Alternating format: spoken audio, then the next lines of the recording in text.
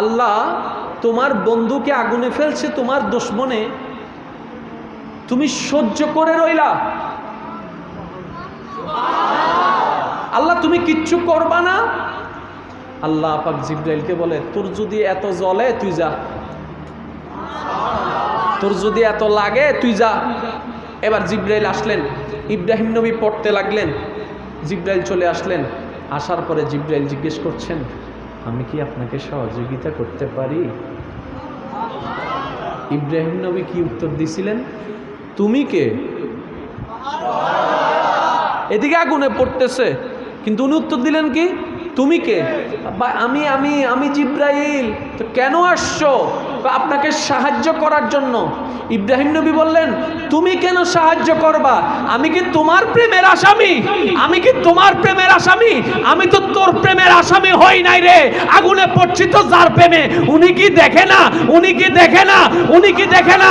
রব্বে করিম বলে, জিবরাইল তাড়াতাড়ি চলে আয়। আমার ইব্রাহিম বান্দা নয়, এটা আশেক বান্দা। সে চাই না অন্য কেউ করুক, সে চাই আমি করি, সে চাই আমি করি, সে চাই আমি করি। জিবরাইল চলে আসলো। এবার রব্বে করিম লামাকান থেকে ডাক দেয় আগুনকে, কুল না ইয়া নারু কুনি বারদাও ওয়া সালামান আলা ইব্রাহিম, আলা ইব্রাহিম, আলা ইব্রাহিম। ও আগুন, তোরে বানিয়েছি আমি জ্বালাই ফেলার জন্য, কিন্তু আজকে তুই জ্বালাতে পারবি না, কারণ আজকে তোর ভিতর আমার বান্দা যাচ্ছে না, আমার আশেক যাচ্ছে। সুবহানাল্লাহ, আল্লাহু আকবার, ইয়া রাসূলুল্লাহ।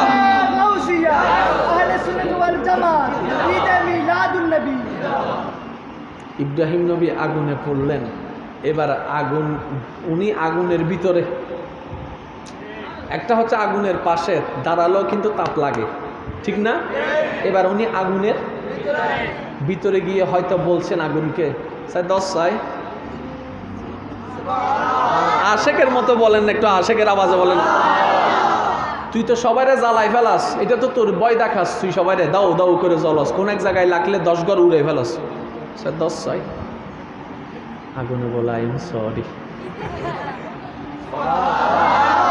সুপ্রিম কোর্টের নিষেধ। আর একটু জোরে, কিরে আগুন, তোর তাপ কই?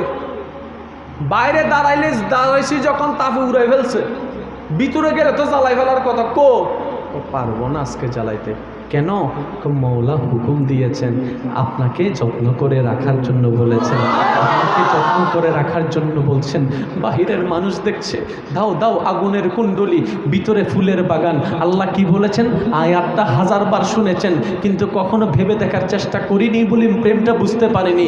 আল্লাহ পাক বলছেন আগুনকে লক্ষ্য করে, কুল না ইয়া নারু কুনি বারদাও ওয়া সালামান আলা ইব্রাহিম। চিৎকার দিয়ে বলেন সুবহানাল্লাহ।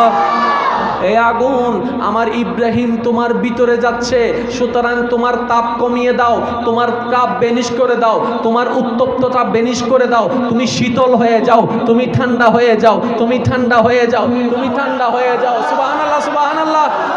তুমি ঠান্ডা হয়ে যাও। আল্লাহ ঠান্ডা তো 2 প্রকার, একটা সহ্যশীল আর একটা অসহ্যশীল। আল্লাহ কোনটা হব? আল্লাহ পাক বলেন ওয়াসালামান, এমন ভাবে ঠান্ডা হও যেন আমার ইব্রাহিমের ঠান্ডায় কষ্ট না পায়, অর্থাৎ আমার আশেক যেন কষ্ট না পায়। আল্লাহ কেমন? যারে ভালোবাসে আগুনও ফেলে, আবার পুড়তেও দেয় না। বলেন সুবহানাল্লাহ। এটা হচ্ছে আল্লাহর প্রেম।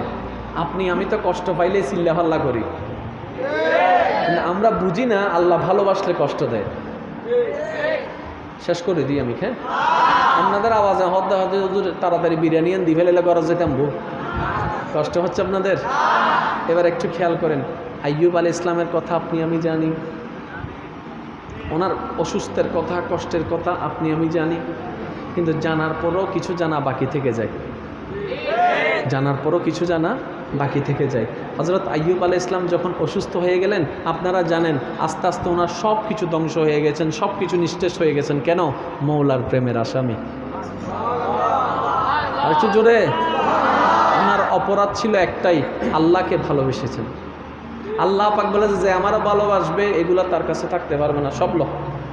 ছাগলের পাল নিয়ে নিয়েছে, দুব্বার পাল নিয়ে নিয়েছে, সন্তান নিয়ে নিয়েছে, নাতিপুতনি নিয়ে নিয়েছে, পরিবার নিয়ে নিয়েছে, ঘর জ্বালাই দিয়েছে, দোকানপাট সব শেষ করে দিয়েছে। শুধু বউটা ছিল। বউটা ওনাকে ছেড়ে, জোরে বলেন না, বউটা ওনাকে ছেড়ে এবার একদিন ওনার স্ত্রী আইয়ুব নবীকে বললেন, আপনি তো আল্লাহর নবী। বলে যে হ্যাঁ, তোমার কি কোনো সন্দেহ আছে? বলে যে না হুজুর, আমার কোনো সন্দেহ নাই। তা আমি শুনেছি নবীরা নাকি দোয়া করলে দোয়া কবুল হয়ে যায়। নবীরা নাকি দোয়া করলে দোয়া কবুল হয়ে যায়। বলে যে হ্যাঁ, কবুল হয়। তাহলে একটা কাজ করেন না, অনেক দিন তো কষ্ট করেছেন, অনেক দিন ধৈর্য ধরেছেন, অনেক দিন সহ্য করেছেন, এই রোগ নিয়ে মানুষে কত নানান কথা বলে। উনি কেমন নবী হলো, নিজেকে ভালো করতে পারে না। উনি কেমন নবী হলো, নিজের উপকার করতে পারে না, মানুষের কি উপকার করবে? নিশ্চয়ই উনি বন্ড, না হয় আল্লাহ ওনাকে এত কষ্ট দিচ্ছে কেন? মানুষের যার যার চিন্তা আর কি, সে তারা মানুষের মুখ কি আর বন্ধ করে রাখা যায় রে ভাই? কখনো সম্ভবপর নয়। এবার ওনার স্ত্রী বললেন বাহির থেকে কথা শুনে, ও আইয়ুব নবী, আপনি তো আল্লাহর নবী, একবার আল্লাহকে বলেন না, আল্লাহ যেন আপনাকে সুস্থ করে দেয়, আল্লাহ যেন আপনাকে ভালো করে দেয়। এবার আইয়ুব নবী উত্তরে কি বলেছেন জানেন? যাকে দোয়া করার অনুমতি দেওয়া হয়েছে, এত সুযোগ থাকার পর উনি কি বলছেন জানেন? ও আমার স্ত্রী, তোমার জন্য কিছু লাগলে বলো, আমি তোমার পক্ষ হয়ে আল্লাহর কাছে দোয়া করব। আর একটু আওয়াজে, তোমার যদি কিছু লাগে বলো, আমি তোমার পক্ষ হয়ে আমার মওলার কাছে ফরিয়াদ করব। আমার দুশমনেরও যদি কিছু লাগে বলো, আমি তাদের পক্ষ হয়ে মওলার দরবারে ফরিয়াদ করব। আশেপাশের মানুষের যারা আমাকে ধাক্কা দিয়ে বের করে দিয়েছে তাদেরকেও বলো, তাদের কিছু লাগলে আমি তাদের পক্ষ হয়ে মওলার কাছে ফরিয়াদ করব। কিন্তু আমার জন্য আমি একটা ফরিয়াদও করব না, আমার জন্য আমি একটা ফরিয়াদও করব না। ও আইয়ুব নবী, আপনি কেন করছেন না? তখন আইয়ুব নবী বলে, আমার মওলা যদি আমাকে কষ্ট দিয়ে খুশি হয়, আমি কষ্টতে থেকে খুশি হয়ে যাব। উনি কষ্ট দিলে আমি কষ্টতে রাজি। আরেকটু জোরে, আরেকটু জোরে। উনি যদি কষ্ট দিয়ে রাজি হয়, আমি কষ্টতে থাইকে রাজি হই। সেজন্য এক আশেক বলে, ও মাওলা, তুমি যদি খুশি হয়ে আমাকে জাহান্নামে দাও, আমি জাহান্নামে যাইতে রাজি আছি। বলেন সুবহান। পাগলরা, দুনিয়ার পাগলরা খুঁজে জান্নাত, আর মওলার পাগলরা খুঁজে মওলার রহমত। দল কয়টা? জোরে বলেন না, সত্যি করে বলেন, এতদিন আমরা কি খুঁজেছি? মওলাকে খুঁজেছি না জান্নাত খুঁজেছি? যেটা সত্যি সেটা বলেন। আমরা দান সদকা করলেও সওয়াবের আশায় করছি যেটা জান্নাত পাই। যদি মওলাকে পেয়ে যেতাম, যদি আল্লাহকে একবার পেয়ে যেতাম, জান্নাত এটা আপনাকে খোঁজা লাগবে, জান্নাত আপনার পিছে পিছে পিছে পিছে পিছে পিছে পিছে পিছে পিছে পিছে খোঁজা দরকার। মওলাকে খুঁজলাম আমরা দুনিয়াকে। যাই হোক, এবার আসুন আইয়ুব নবীকে যখন ওনার স্ত্রী বললেন, উনি কি বললেন? আমার মওলা যদি আমাকে কষ্ট দিয়ে খুশি হয়, আমি কষ্টতে থেকে খুশি। এবার আইয়ুব নবী আল্লাহর পছন্দের না অপছন্দের? জোরে বলেন না। ওনাকে কি করলেন? অসুখের কষ্ট দিলেন। ইব্রাহিম নবীকে আগুনের কষ্ট দিলেন। ইউনুস নবীকে মাছের পেটের কষ্ট দিলেন। ইউসুফ নবীকে কূপের মধ্যে ফেলে দিলেন, জেলখানায় বন্দি করে দিলেন। আদম নবীকে কান্নার কষ্ট দিলেন। বাহ্যিকভাবে যেগুলোকে আমার আপনার চোখে কান্না মনে হয়, কষ্ট মনে হয়, দুঃখ মনে হয়, আশেকদের জন্য এটা কখনো দুঃখ হয় না, এটা আশেকদের জন্য নিয়ামত হয়ে যায়, আশেকদের জন্য নিয়ামত হয়ে যায়। এবার শুধু আপনাদেরকে একটু শর্টকাট বলি, যার কষ্ট যত বেশি, যার দুঃখ যত বেশি, সে যদি সেই দুঃখ কষ্টের উপর ধৈর্যটা ধরতে পারে প্রেমের সাথে, শুকরিয়ার সাথে, তার নিয়ামত হবে তত বেশি। এই জিনিসটা একটু বোঝার চেষ্টা করবেন। যার জীবনে যত দুঃখ বেশি, কষ্ট বেশি, সে যদি সেই কষ্টের উপর আল্লাহর উপর সন্তুষ্টি চিত্তে ধৈর্য ধারণ করতে পারে, সময় মোতাবেক তার কাছে যে নিয়ামত আসবে সেটা ওই দুঃখ কষ্টর চাইতে আরো বেশি হয়ে যাবে। সুবহানাল্লাহ। এখন একটু খেয়াল করবেন, আল্লাহর একজন নবী ছিলেন যিনি কথা বলতে জড়তা হতো। নাম কি? মাশাআল্লাহ, মাশাআল্লাহ, বলেন বলেন, সবাই মিলে বলেন না, আওয়াজ এখনো হয় নাই।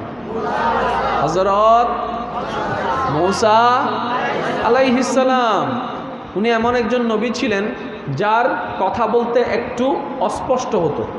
ওই যে ছোটবেলায় জিহ্বা পুড়ে গিয়েছিল, যার কারণে আওয়াজটা স্পষ্ট হতো না। আল্লাহু আকবার। একবার যদি বলতেন, আল্লাহ আমার জবান ঠিক করে দাও,